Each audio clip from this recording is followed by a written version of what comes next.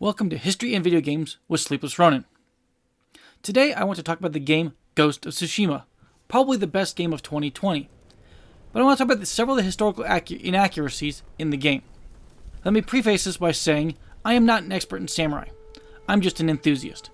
But I put a lot of study into them, and I think that sometimes it's important to remind oneself and others about the real history and not just the mythology. Because let's face it, so much surrounding samurai is mythological. With good reason. The stories are fantastic, and the samurai are larger than life. So what is wrong with the way samurai are depicted in Ghost of Tsushima? Several things. For one, the katana.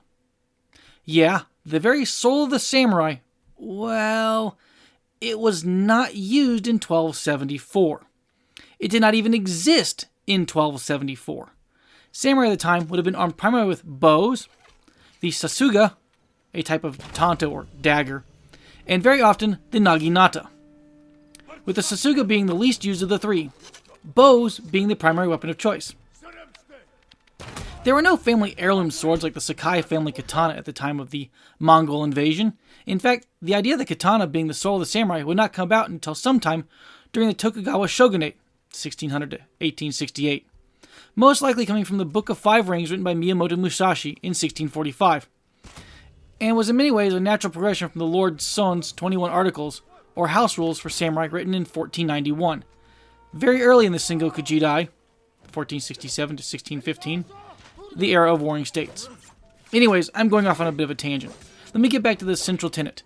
The samurai that would have fought against the Mongol army sent by Kublai Khan in 1274 would not have been armed with katana.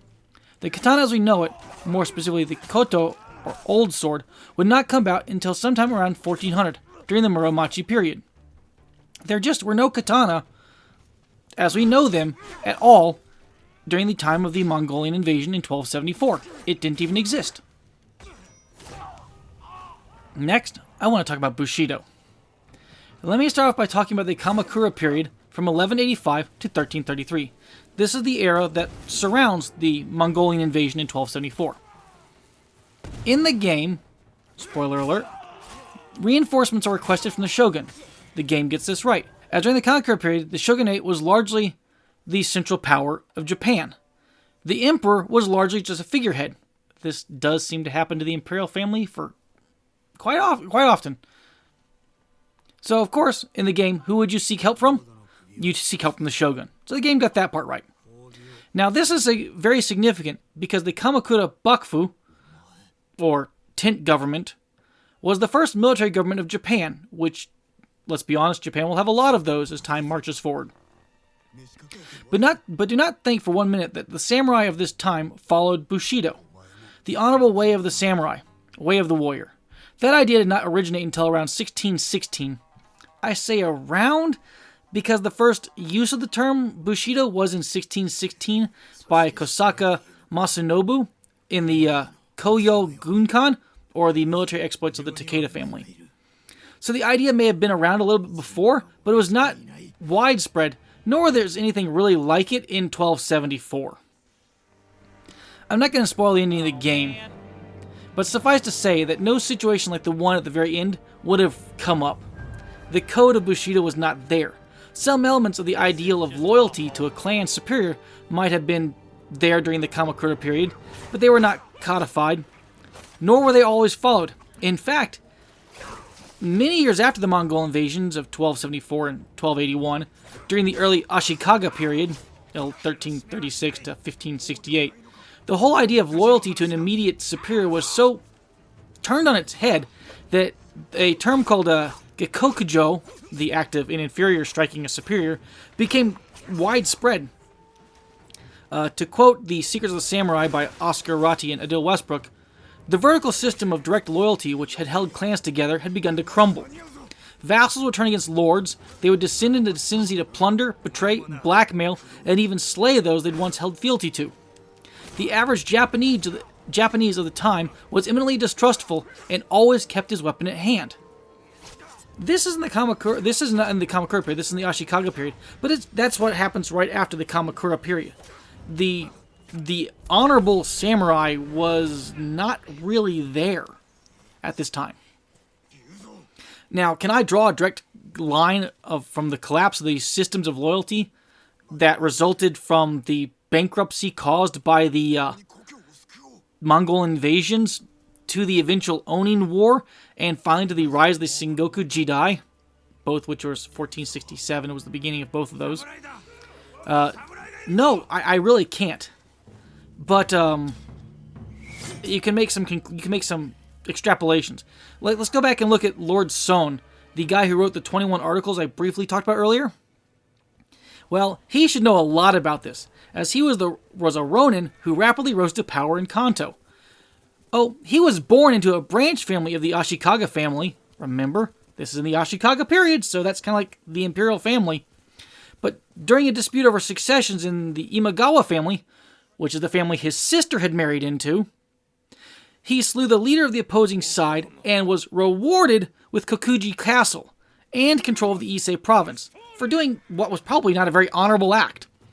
But he was not done. Oh no, he would go on to become an independent leader.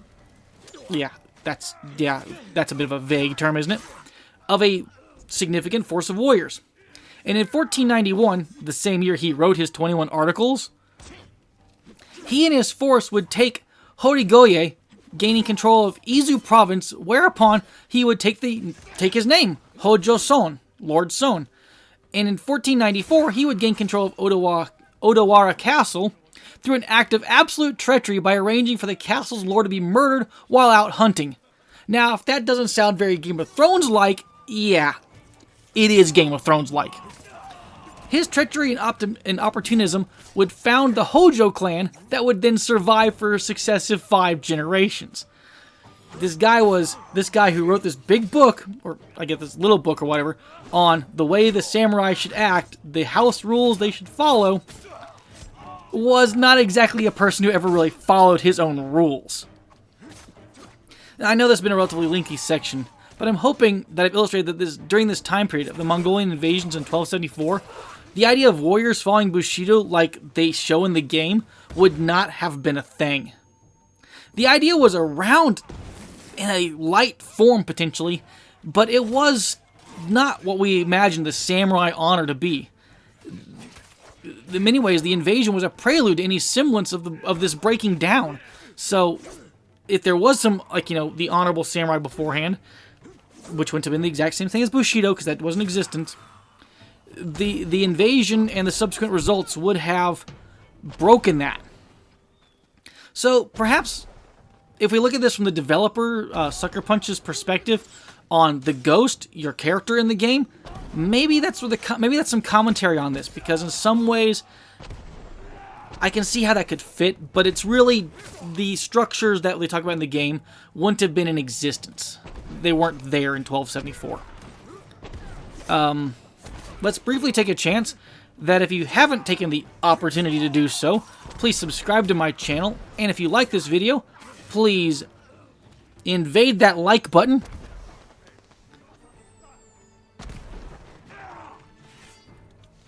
The last section I really want to talk about is literature, actually. That's a bit weird to move on to right here, but literature is important. Specifically, ukiyo-zoshi and the haiku. Let's start with the latter. Again, haiku did not exist in 1274. I'm not saying that Japanese poetry didn't exist, just that the haiku did not. Not even early forms. Haiku emerged in the 17th century, although the actual term haiku may not have emerged until the 19th century, as earlier forms were often called hokku or haikai. And for once, I'm not going to talk about what those two words mean. They're talking about the different structuring of the stanza. It's more complex than I want to get into. I mean, haiku in the game rarely if ever combined the all-important kigo, or element that implies a season. Yes, this aspect is not taught all the time in Western schools when students are taught about haiku, but traditionally all haiku contain some reference to the season. This is important. Okay, let's move on. Let's go back to the first thing I was talking about, the ukiyo-zoshi. Literally, books of the floating world. I covered this in a much earlier Ghost of Tsushima video. I'll throw a card up in the corner. You can go look at that if you want to. But I feel it's worth going over once more. When I first saw these kanji get slammed up on the screen, I had no idea what they meant. But I did some digging and rapidly found out that while the game only shows 3 kanji, it probably should have shown 4.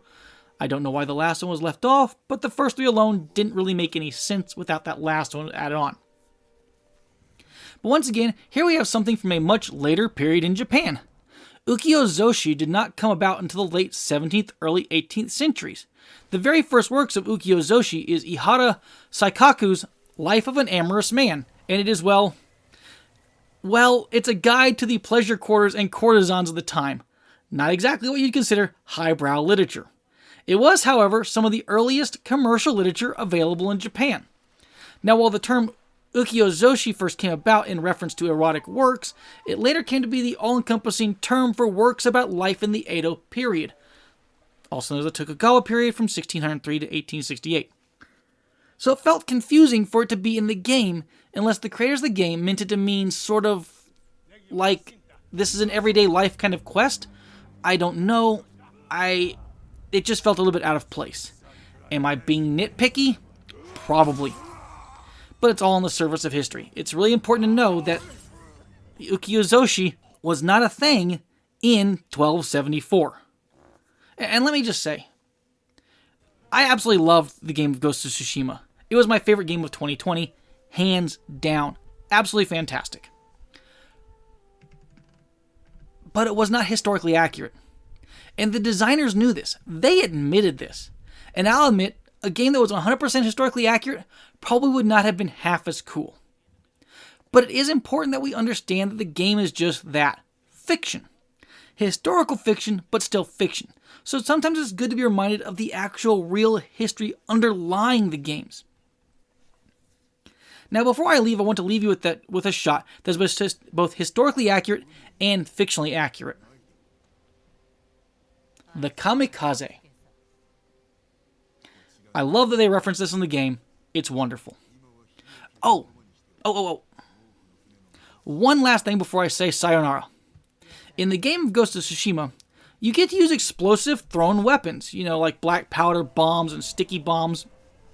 Yeah. Notice how I did not harp on those being historically inaccurate? Well, there's one simple reason for that.